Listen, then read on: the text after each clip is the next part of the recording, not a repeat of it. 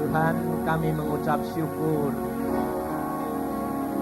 karena pada hari ini kami memperingati pengorbanan-Mu 2000 tahun yang lalu. Kami bersyukur karena Engkau mau mati untuk kami. Maka dari itu kami ada pada saat ini. Semuanya ini adalah anugerah dan karunia-Mu. Maka dari itu Tuhan, buat kami mengerti sehingga pengorbanan-Mu tidak sia-sia. Kami mau mencapai target jatah kami, Tuhan, supaya kami tiba ke dalam menggenapkan rencana-Mu dalam hidup kami. Terima kasih Bapa. Mari Tuhan Roh Kudus, Engkau yang berkarya, karena semua ini karya-Mu dalam hidup kami. Dalam nama Tuhan Yesus kami mengucap syukur dan percaya. Amin. Silakan duduk saudara. Mari kita buka firman Tuhan di dalam Matius pasal yang ke-25. Matius 25. Ini agak aneh saudara. Karena hari ini hari peringatan kematian Tuhan. Waktu saya jam 4 kurang seperempat dibangunkan Tuhan, Tuhan berkata berdoa. Saya bangun, saya berdoa. Saya minta Tuhan, firman-Mu hari ini apa?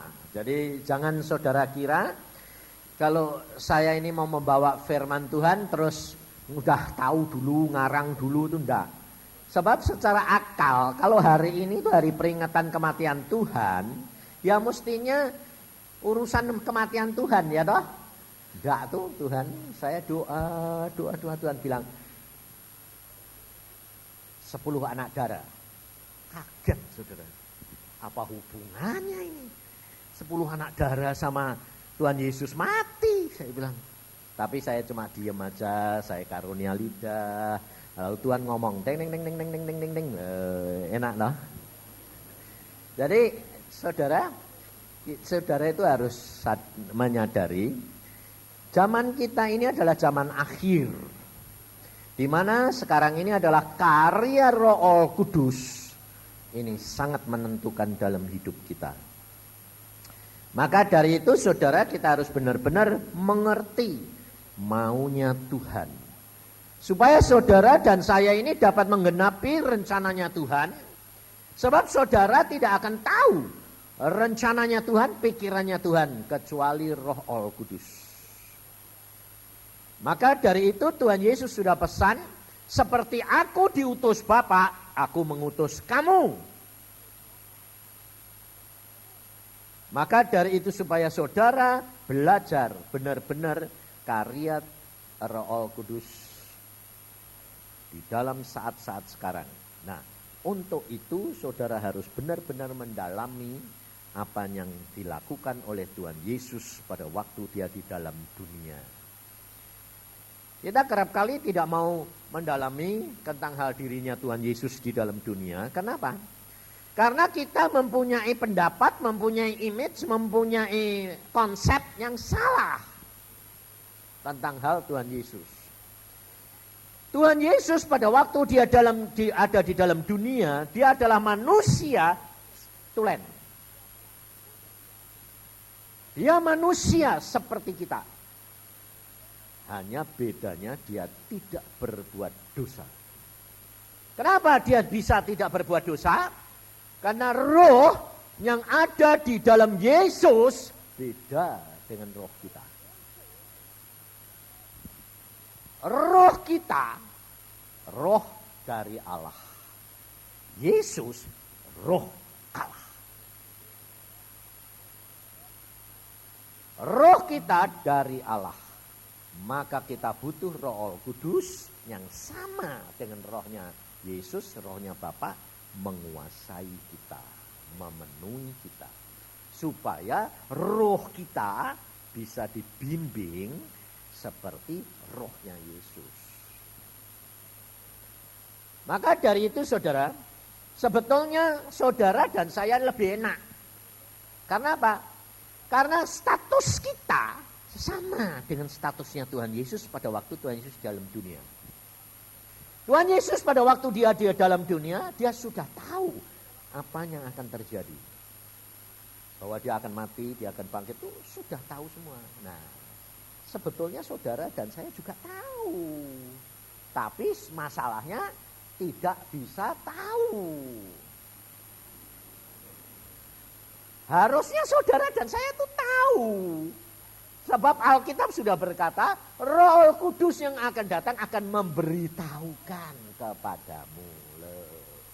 Jadi harusnya tahu, tapi tidak bisa. Mengapa? Ada dua kemungkinan.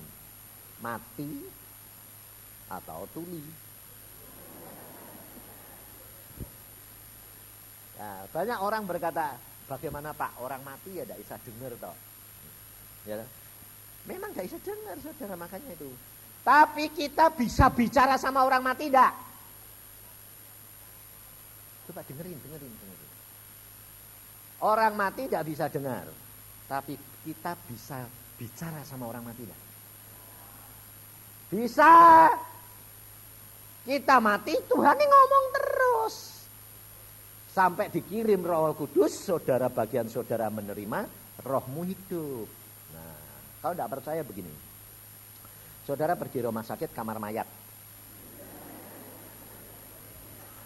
Saudara pergi ke kamar mayat, nah, orang di kamar mati, orang mati semua dah.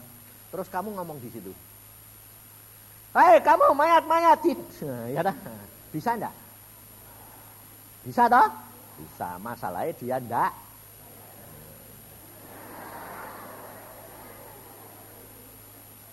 Nah, maka dari itu Allah kerap kali Tuhan Yesus itu ngomong terus, tapi saudaranya enggak dengar sampai Tuhan itu bilang, "Duh, ini anak-anak ini tuli apa mati?" Gitu loh. Nah, maka dari itu untuk menyembuhkan ketulian kita itu hanya bisa Roh Kudus. Dengan kuasa dia masuk di dalam hati kita, lah dia mempengaruhi jiwa kita sehingga telinga kita menjadi dengar. Jadi tugas saudara, kerap kali saya ditanya, bagaimana sih Pak Tuhan Yesus dengar suara Tuhan? Saya bilang, tidak bakal bisa. Loh, tidak bisa? Tidak bakal bisa. Karena kamu bilang, bagaimana bisa mendengar? Berarti kamu punya usaha. Tidak mungkin. Tugas kamu dan saya baca Alkitab, terima Yesus, dengar, tenang. Roh Kudus masuk, dia akan menjadi tambah besar, menguasai jiwamu, telingamu akan terbuka. Karena kuasa Tuhan berjalan dalam hidup saudara dan saya. Saya tuh dulu tidak ngerti saudara, saya bilang, kenapa sih Tuhan, engkau kan punya kuasa, bikin orang segini semua, dengar enggak? Dengar. Tuhan bilang, kalau gitu nanti mereka itu manja, kurang ajar. Nanti malah terhilang, Tuhan bilang. Makanya saudara, banyak hamba-hamba Tuhan, orang-orang yang dekat kepada Tuhan, malah tidak masuk surga. Kenapa? Jadi kurang ajar. Merasa kuasanya adalah dia punya. Roh Kudus yang ada di dalam dia bisa diapakan? Dimanfaatkan. Disuruh kerja. Makanya perhatiin saudara. Bos sama satpame galak mana? Galak satpame. Kenapa kok galak satpame? Karena dia tidak yang punya. Jadi dia merasa punya.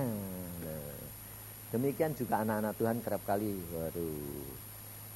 Nanti kalau ada hamba Tuhan yang terkenal, umpamanya Robert datang, yang ngawal, nanti lebih galak yang ngawal apa Robert deh?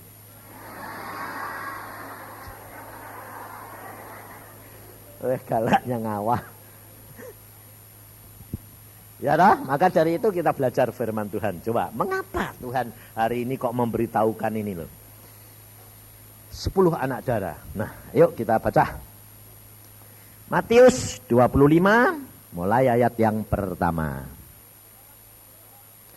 Pada waktu itu hal kerajaan surga seumpama 10 gadis yang mengambil pelitanya dan pergi menyongsong mempelai laki-laki. 5 diantaranya bodoh dan 5 bijaksana. Gadis-gadis yang bodoh itu membawa pelitanya, tetapi tidak membawa minyak. Sedangkan gadis-gadis yang bijaksana itu membawa pelitanya dan juga minyak dalam buli-buli mereka. Tetapi karena mempelai itu lama tidak datang-datang juga, mengantuklah mereka semua lalu tertidur. Waktu tengah malam terdengarlah suara orang berseru, "Mempelai datang, songsonglah dia." Gadis-gadis itu pun bangun semuanya lalu membereskan pelita mereka. Gadis-gadis yang bodoh berkata kepada gadis-gadis yang bijaksana, "Berikanlah kami sedikit dari minyakmu itu, sebab pelita kami hampir padam." Tetapi jawab gadis-gadis yang bijaksana itu, "Tidak, nanti tidak cukup untuk kami dan untuk kamu. Lebih baik kamu pergi kepada penjual minyak dan beli di situ."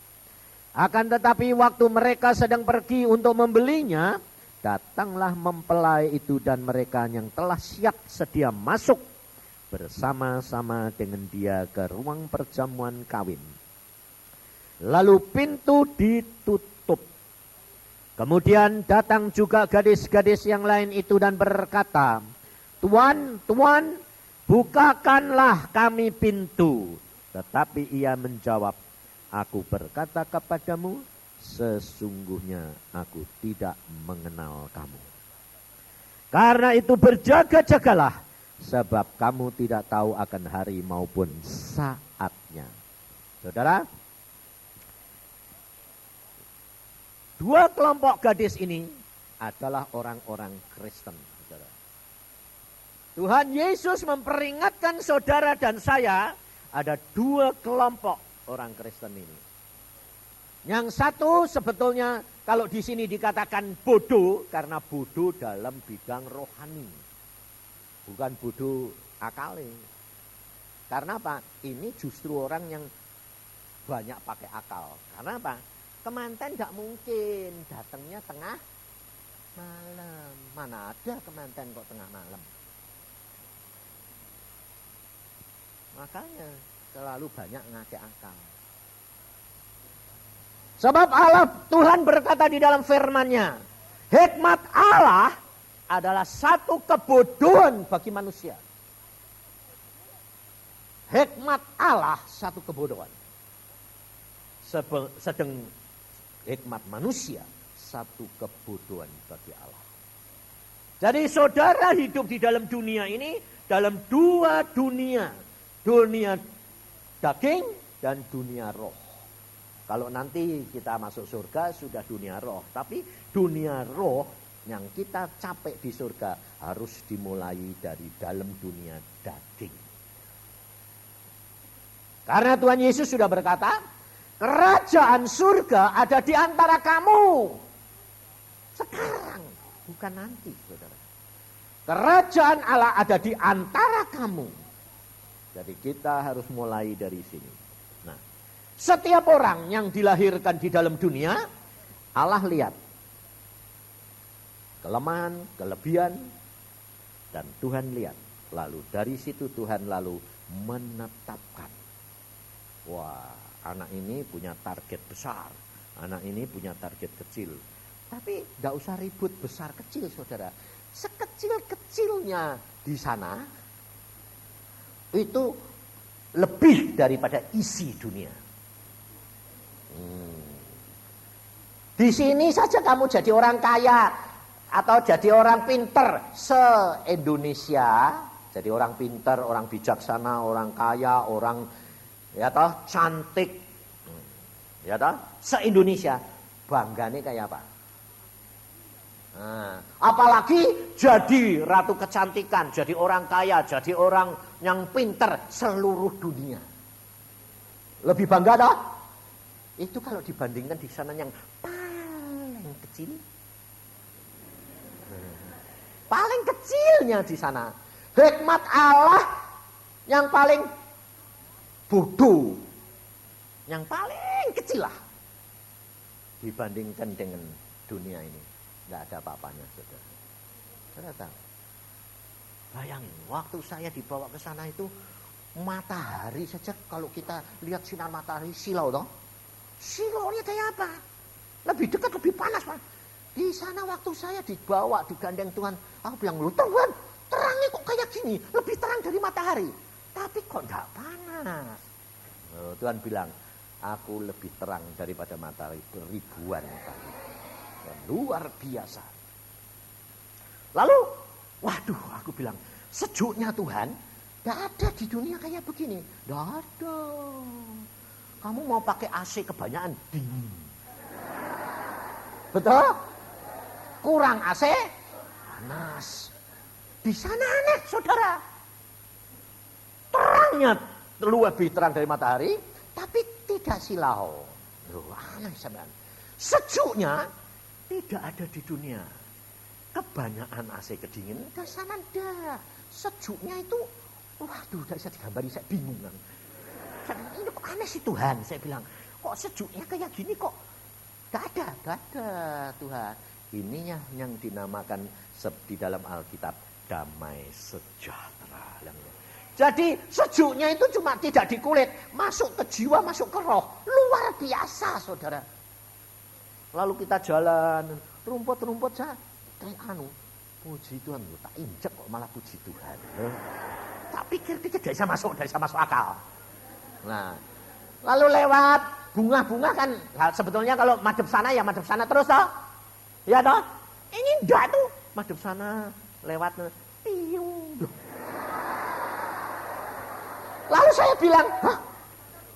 Kamu di sini semua lihat keindahannya. Loh, kalau saya lihat punggungnya bunga ya udah bagus, tapi kalau siung lah. Jadi saudara tahu, kamu nanti loh di sana itu loh, di sini nomor 1 toh. Loh, kamu nih di sini nomor 1 dah. Iya, wong tidak ada orang yang model kayak kamu. Seluruh dunia cuma kamu. Meskipun bentuk umumnya sama, punya mata 2 no. Tapi dadak yang matanya pada ada yang gini, ada yang gini, ada yang pasti beda. Jadi berarti saudara ini nomor 1 di seluruh. Tapi saudara tahu nanti kalau sampai sana, kamu lebih cakep, lebih cantik. Soalnya saya pada waktu sampai sana bingung loh. Loh kok ganteng-ganteng semua, kok cantik-cantik. Nah, saya malah cari malaikat. Tuhan bilang, di sini tidak ada dosa. Loh, kok tidak ada dosa? Aku berbuat dosa apa? Kamu mikir apa? Loh, Tuhan sudah tahu. Wong semua ini lebih bagus-bagus, cantik-cantik, kok cari malaikat. Tuhan bilang, ada. Saya baru ngerti, saudara, bahwa Alkitab ini luar biasa. Maka dari itu, saudara dan saya diperingatkan oleh Tuhan, jangan jadi kelompok yang bodoh. Kenapa? Karena apa yang ditulis di dalam Alkitab semua harus digenepi. Jadi saudara baca firman, lalu saudara kalau baca firman jangan begini, jangan oh gitu bagus ya jangan saudara. Kalau baca firman, aku adalah bagiannya di mana? Aku bagiannya di mana ini? Nah, saudara dan saya melakukan bagian kamu. Jadi kalau kamu sekarang ini sedang menantikan kedatangan Tuhan. Tuhan itu datangnya kapan tidak ada orang tahu. Nah sekarang saya tanya. Ini saudara pasti tidak ngerti. Jawab ini sementara saya ngomong Tuhan bilang. Ingatkan. Sebab saya itu kalau khotbah Saudara perhatiin, enggak bisa saya seperti hamba Tuhan, pinter, tersusun apa, militik yang tik, enggak bisa saya. Tahu-tahu ini mencong ke tempat lain gitu tuh, itu memang enggak mau nih Tuhan gitu tuh piye. Nah, saudara kalau nanti Tuhan, perhatiin kata-kata saya ya, kalau nanti Tuhan datang, kamu tahu enggak? Nah, wes nanti saya susah nih. Kalau tak tambahin sedikit, lebih susah. Kalau nanti Tuhan mau datang, tahu enggak?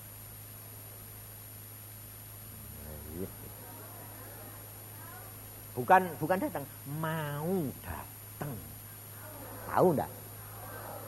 Hah? Pinter.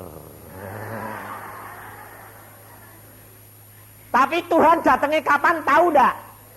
Nah, Tuhan datangnya kapan enggak tahu. Tapi kalau Tuhan nanti mau datang, kamu sebabnya apa? Tahu sih tahu, tapi mengapa? Soalnya begini tuh, saudara. Bapak, Putra, dan Roh Kudus. Nah, bapaknya belum ngomong toh, kapan datang? Belum. Dia lihat gitu. Lalu punya pikiran bilang, anak, kalau gitu besok saja lah. Umpamane. Ya sudah, dia mikir. Besok aja. Kalau gitu besok aja. Belum ngomong. Besok aja lah. Lalu dia panggil Tuhan Yesus. Sebelum dia ngomong, besok ya kamu datang, kamu turun ke dunia, jemput pengantin perempuanmu. Sebelum dia ngomong, Yesus itu firman. Jadi kalau bapaknya ngomong baru Yesus. Kalau bapaknya belum ngomong, mikir siapa? Roh Kudus. Jadi pada waktu bapak mikir, kalau itu besok saja lah. Roh Kudus langsung tahu enggak? Tahu yang dia pikirannya bapak. Roh Kudus ada di dalam kamu juga enggak? Kamu jadi tahu. Jadi kalau bapak ngomong, besok.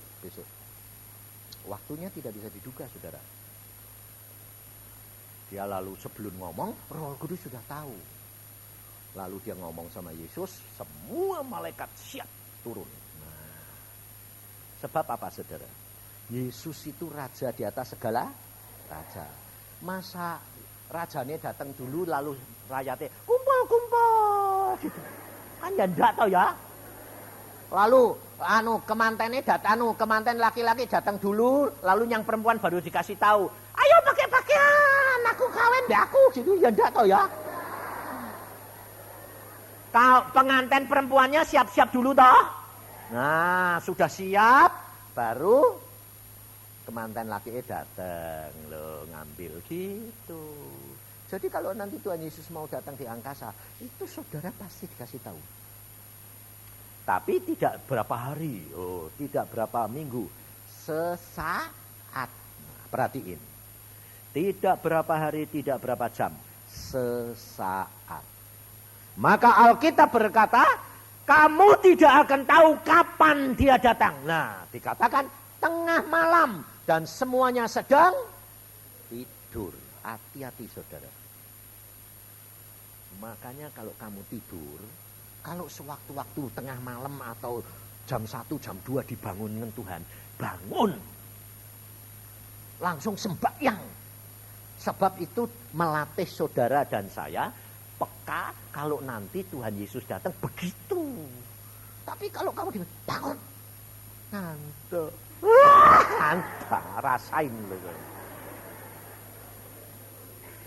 Tuhan ini datang ketinggalan, kamu bareng semua ribut. Loh kok hilang? Aku ditinggal sendiri kemana? Kabur gue kan dia. Telat. Saudara, makanya itu kalau sembahyang, saya itu biarpun tiap pagi kalau tidur itu tidak mau malam-malam. Sebab tahu kalau pagi itu mesti Tuhan itu datang. Bangun. kadang-kadang jam 3:30, kadang-kadang jam 3, kadang-kadang 1:30. Saya bilang, lu baru tidur 3 jam kok Tuhan. Bangun.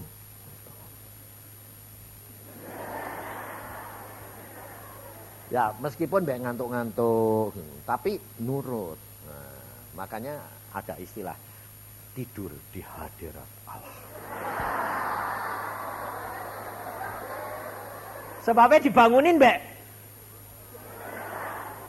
Ya tak apa-apa, Tuhan ini lihat hatimu baik kok. Maka dari itu saudara itu dan saya itu dilatih Tuhan untuk hari demi hari, saat demi saat, supaya tidak ketinggalan. Nah, latihan itu hanya bisa kalau saudara sedia minyak. Minyak itu adalah Roh Al-Kudus. Tanpa Roh Kudus engkau tidak akan bisa. Sebab pelitamu padam.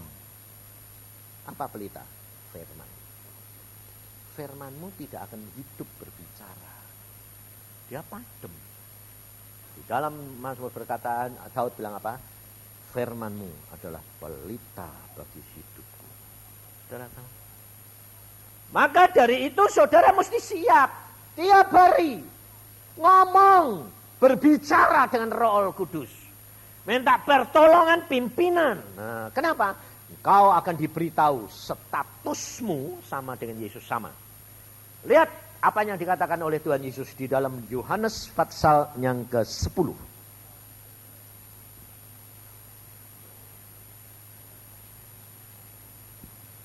Ayat 17 dan 18.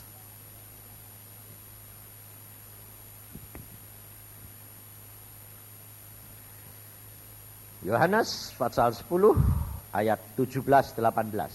Perhatikan. Bapa mengasihi aku. Nah, Tuhan Yesus mengasihi aku. Betul? Nah, sama ya. Oleh karena aku memberikan nyawaku untuk menerimanya kembali. Yesus berkata kepada saudara apa? Siapa yang sayang nyawa, dia akan kehilangan nyawa. Loh, saudara dan saya harus rela memberikan untuk kepada Yesus. Nah, tapi kalau engkau berikan untuk Yesus, kamu akan diberi kembali. Luar biasa, ya. Tidak seorang pun mengambilnya daripadaku. Sama toh? Melainkan, nah ini bedanya saudara. Saudara sama Tuhan Yesus. Melainkan aku memberikannya menurut kehendakku sendiri. Dan aku berkuasa memberikannya dan berkuasa mengambilnya kembali. Inilah tugas yang kuterima dari Bapakku. Nah, tugas Tuhan Yesus dari Bapa sama tugas engkau dari Tuhan Yesus bedanya di sini. Karena Tuhan Yesus melihat bahwa manusia tidak ada yang dapat membayar harga keselamatan itu harus hanya melalui darah. Hanya melalui darah binatang hanya untuk sesaat pada waktu perjanjian lama. Tapi perjanjian baru, Bapak melihat ini tidak ada orang selamat. Kalau tidak, anak harus turun, menjelma menjadi manusia untuk memberikan darahnya, tubuhnya, untuk menebus engkau dan saya. Maka pada waktu dia diperintah oleh Bapak, dia kamu turun nak. Dia menyerahkan, dia tahu bahwa dia akan mati di atas kayu salib. Bahwa dia akan menderita, tahu. Tetapi dibutuhkan apa? Ketaatan dan kerelaan. Aku menyerahkan nyawaku. Dan aku berhak mengambil kembali. Ini tugas yang aku terima dari Bapa. Beda dari saudara. Tugas saudara dan saya, engkau serahkan untuk Yesus. Yesus yang ngatur, balik atau enggak. Ngerti saudara? Bukan kamu sendiri. Makanya banyak orang berkata gini, ini ada satu kejadian. Istrinya sakit. Sakitnya parah. Lalu saya datang, saya katakan gini, Pak, serahin Tuhan. Kamu ngotot gendolin terus, kamu tidak akan bisa. Kalau Tuhan berkata pulang, pulang. Betul lah? Kenapa kamu gendolin terus sengsara kayak begitu? Serahin dong kepada Tuhan. Lalu dia pakai ayat. Siapa menyerahkan nyawa, dia akan mendapat nyawa. Jadi dia mau menyerahkan dengan harapan balik. Oh, kalau gitu tak iman.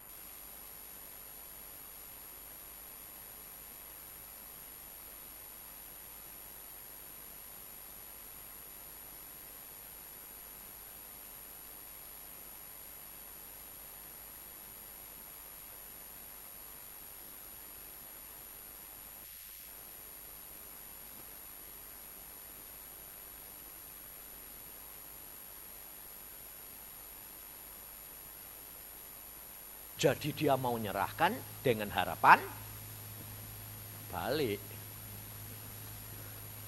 Oh, kalau gitu tak imani. Tak balik ke Tuhan, tapi tak ambil balik. Mati anak diserahin tapi mati istri ini.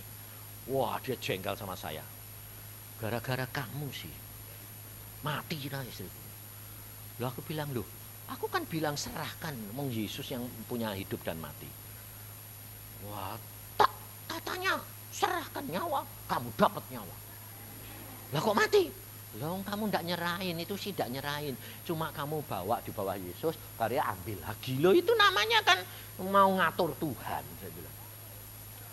Waktu istri saya sakit, dan Tuhan berkata, rela kamu aku bawa pulang?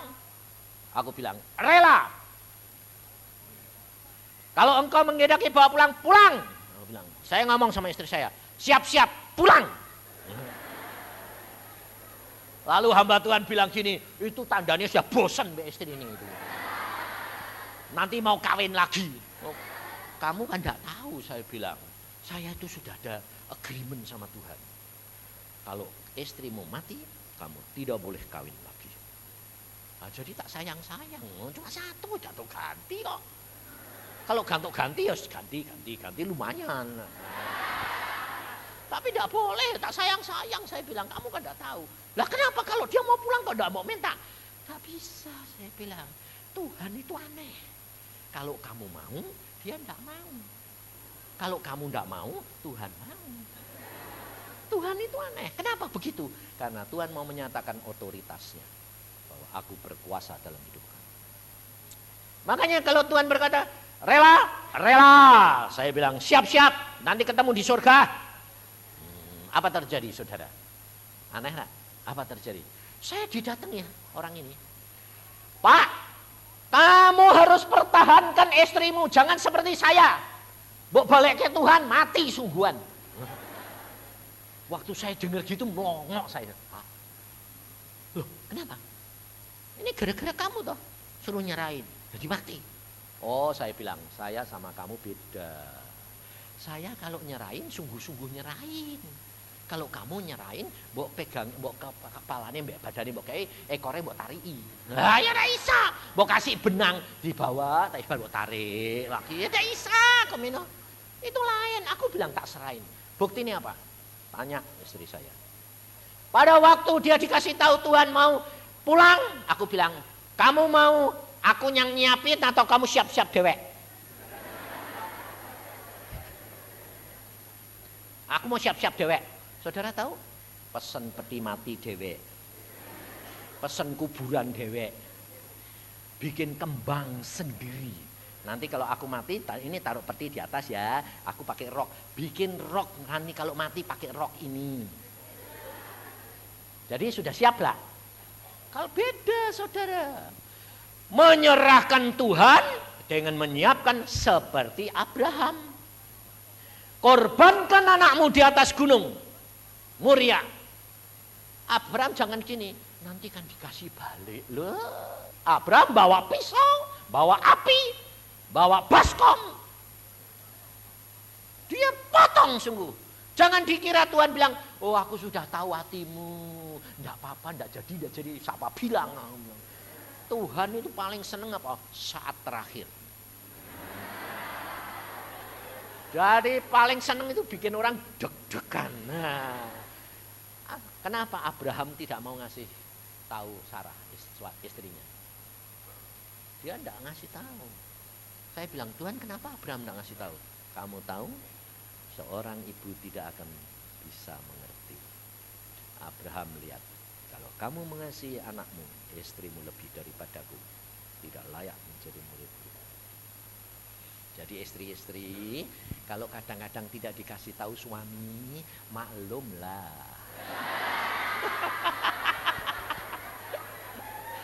Ada hal-hal rahasia yang tidak boleh dikasih.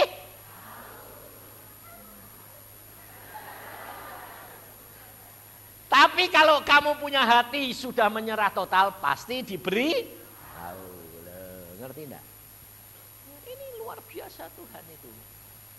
Iska diikat, leher sudah mau dipotong, baru Tuhan ngomong. Jadi juga enggak dipotong pura-pura. Potong sungguh. Nah saya juga begitu, beda. Lalu dia bilang, gitu papa saya dengar. Papa saya masih hidup pada waktu itu. Saya jawab, lain. Saya menyerahkan istri saya 100%. Dan saya siapkan kepulangan dia. Papa saya bilang gini, untung nak kamu ngomong begitu. Coba kamu seperti dia, mati istrimu. Nah terus Tuhan bilang, lihat anakmu. Dia seperti Abraham. Rela menyerahkan istrinya sekalipun. Padahal dia tahu kalau dia istrinya pulang, dia tidak boleh kawin lagi. Bayangin, saya super mata keranjang.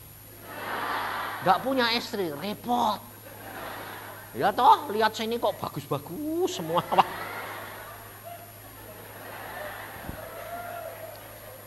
Tapi Tuhan lebih tahu saudara, setelah saya serahkan, Tuhan tuh lihat. Hambaku satu ini kalau tidak ditungguin istrinya menceng-menceng. Wah. Lalu Tuhan bilang, ya, balik loh, balik. Saudara tahu dia balik berapa kali? 3 kali. Balik 3 kali. Bayang. Umur 17 itu di Elizabeth dia waktu pacaran sama saya itu sudah mati. Saya dari Jogja dikasih tahu Tuhan, kekasihmu pulang. Loh. Wong katanya kon kawin mbak aku kok pulang gitu. Tuhan kok aneh-aneh. Rela ndak? Loh ya jangan gitu dong. Oh dulu ndak rela saudara, lah belum kawin kok.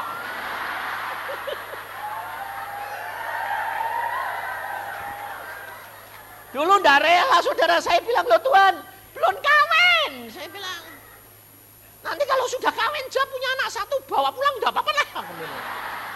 Setelah punya anak 1, benar-benar saudara Tuhan. Jam 2 pagi, saya tidur sendiri di kamar. Dipanggil kayak Samuel. Dia gini, nama saya dulu bukan Yusa, belum. Chongsin. Gitu. Saya dipanggil kaget. Malam-malam jam 2 kok ada orang panggil-panggil. Saya bilang, saya keluar, sepi tidak ada orang. Loh kok tidak ada orang? Mengkorok toh ya, wong belum balik lagi. Sebab biasanya Tuhan kalau datang enggak gitu. Makanya itu di situ saya tahu bahwa Tuhan itu selalu baru. Biasanya kalau udah datang itu suasananya sudah enak, tenang, damai. Lalu hadirat Tuhan luar biasa, ada terang. Ini enggak. Ada suara tengah malam lagi. Tongsin.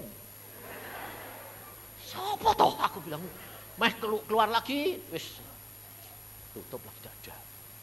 2 kali saya sembahyang.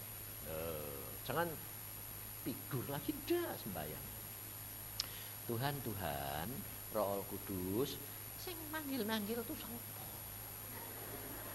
Tuhan berkata, Tuanmu, Yesus Tuhan datang. Wah, kaget aku. Nyembah, aku bilang.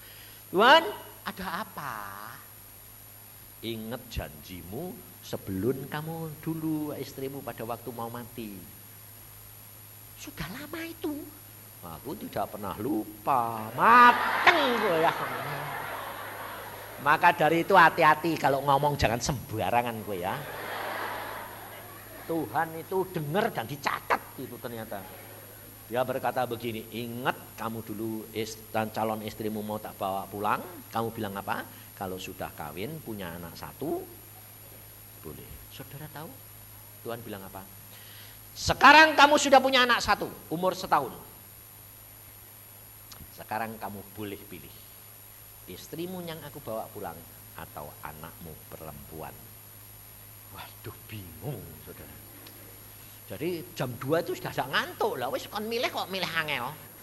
Tapi kalau istrinya yang mulang, aku ditinggali anak 1, susah. Nanti mesti cari baby sister. Lah baby sisternya bisa bahaya.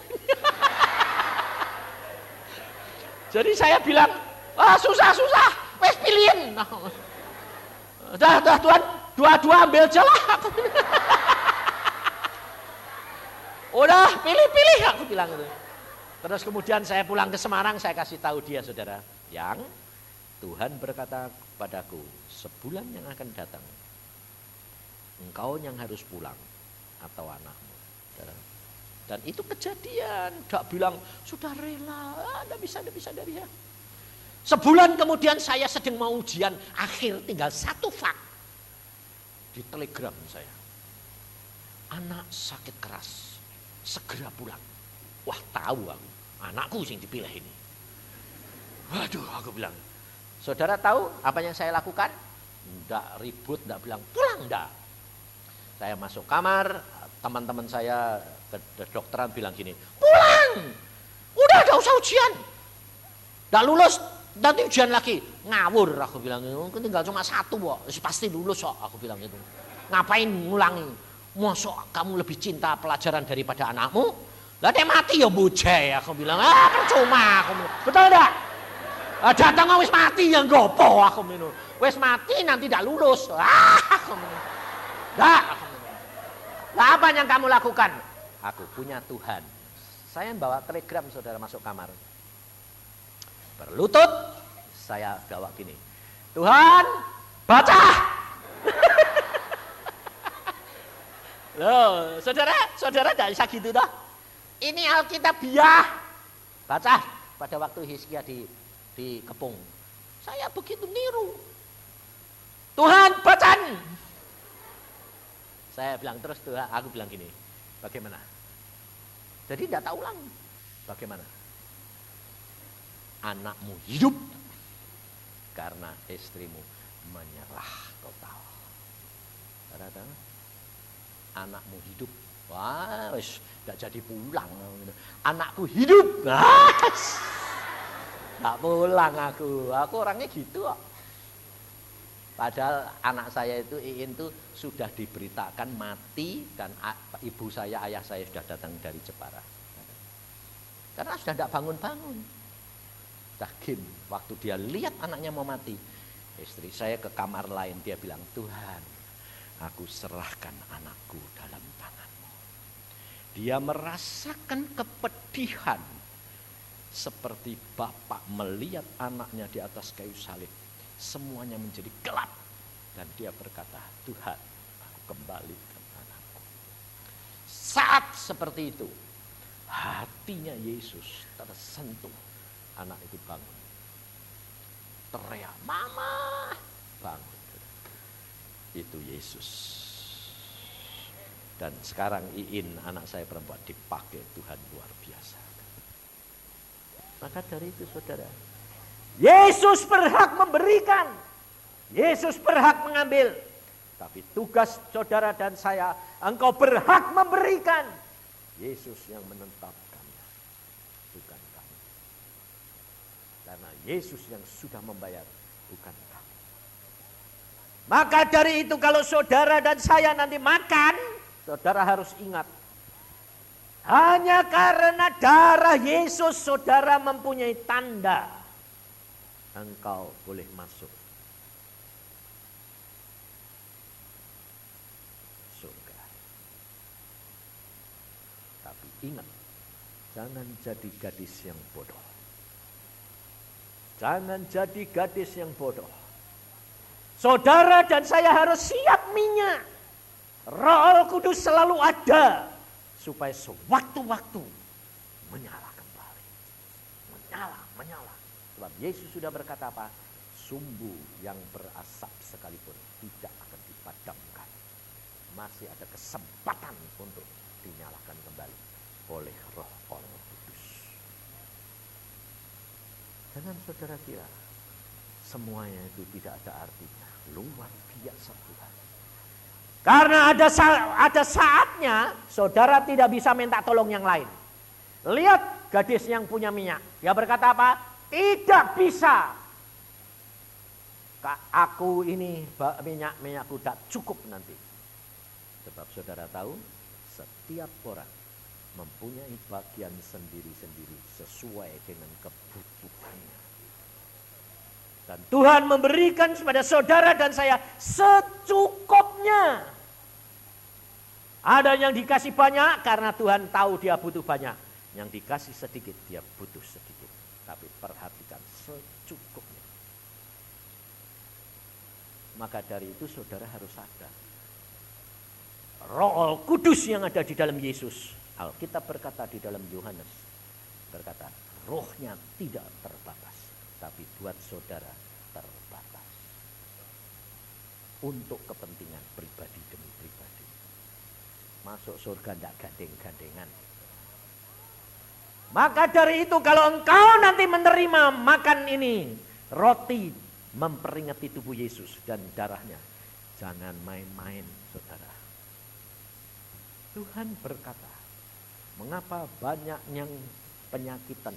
Mengapa banyak yang mati?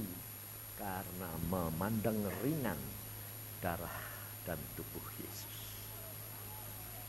Tetapi jikalau roh mereka menantikan dan mengingat pengorbanan dia, sakit apa saja sembuh. Karena Yesus menjadi satu dengan darahmu. Kamu iman, kamu beriman bahwa Tuhan darahmu menyatu dengan darahku. Jiwamu menguasai jiwaku. Dagingku dikuasai oleh dagingmu.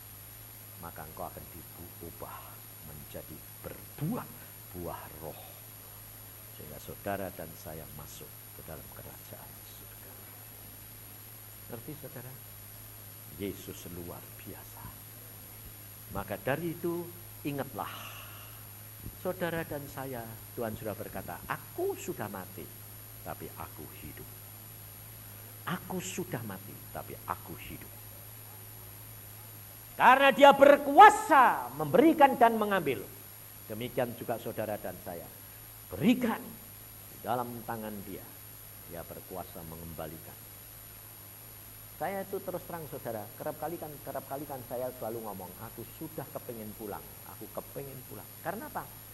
Saya bukan bosan di dunia saudara. Saya menikmati dunia. Tapi kalau dibandingkan di sana, tidak ada artinya. Tidak ada artinya. Aku rindu tinggal dengan Yesus. Karena apa? Saya melihat sendiri, saya merasakan sendiri. Di sana luar biasa. Makanya saya diundang ke Amerika, suruh jalan-jalan sebulan. Dibayari sama istri saya. Untuk lihat yang indah-indah.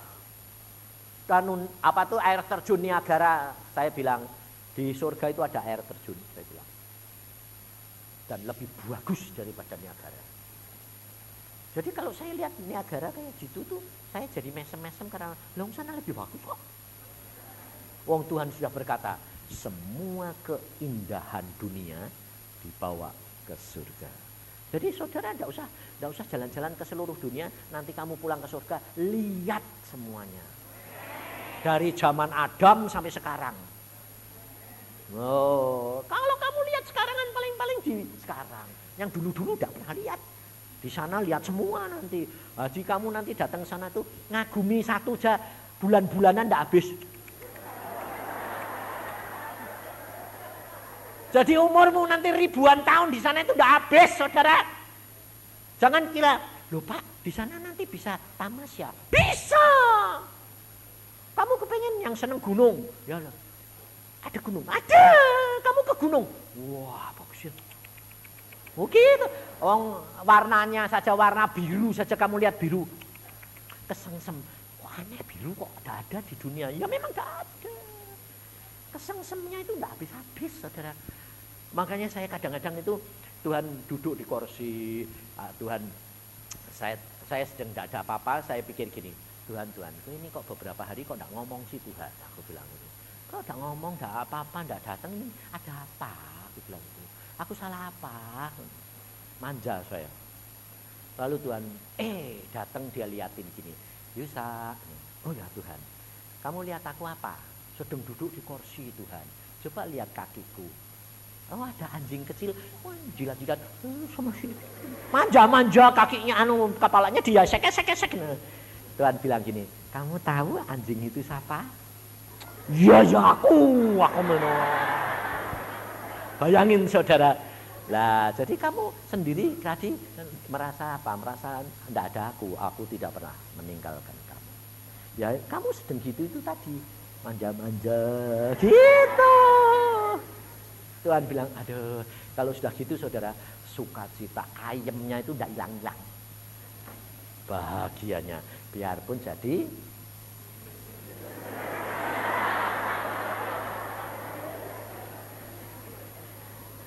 anjingnya lumayan dah. Nah, ya di Amerika itu ada anaknya tidak dikasih warisannya dikasih anjingnya. Makanya pada waktu di Australia saya pergi sama istri saya bilang, yang orang itu sama anjingnya kok sayangnya kayak gitu ya. Yang aku ingat kamu Tuhan Yesus sama kamu ya sayangnya kayak gitu. Saya bilang, iya. Lebih sayang anjingnya daripada anaknya. Nah, makanya kalau dulu dia selalu udah ngomong, oh kue anjingnya, aku anaknya. Nah, aku bilang, sekarang kue aku ya mau jadi anjing.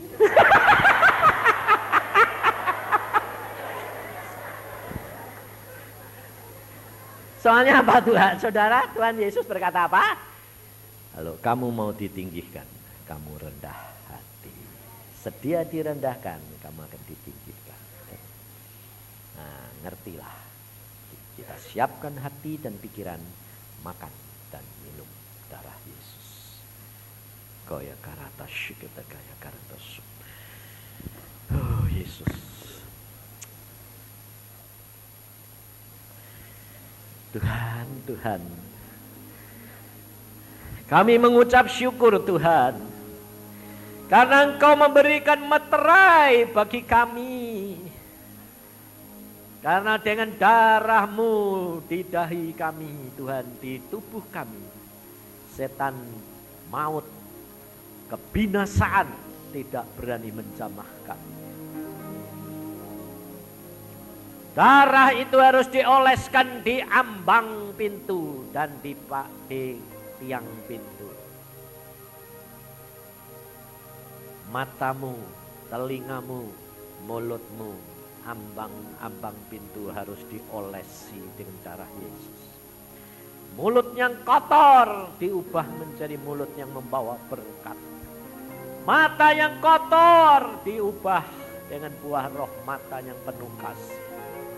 Telinga yang mendengarkan percabulan dan kenajisan diubah menjadi telinga yang mendengarkan kekudusan, pujian dan penyembahan.